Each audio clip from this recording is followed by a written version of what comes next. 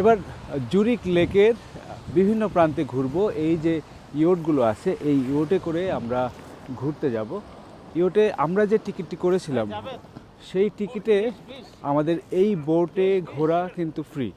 আমরা এখানে যখন দেখলাম টিকিট কিনতে গেলাম সিঙ্গেল রাইডের জন্য, বিভিন্ন ধরনের টিকিট কিন্তু আছে, তার মধ্যে সেই টিকিটটি কিন্তু ফ্রি আছে আমাদের। দেখাই নেন। কি সুন্দর ইয়োটটি, একদম মনে হচ্ছে একটা রেস্টুরেন্টের ভিতরে আমরা ঢুকে গেলাম। আপনি খেতে খেতে বসে পুরো লেকটিকে উপভোগ করতে পারবেন। কি চমৎকার, কি সুন্দর, ও মাই গড।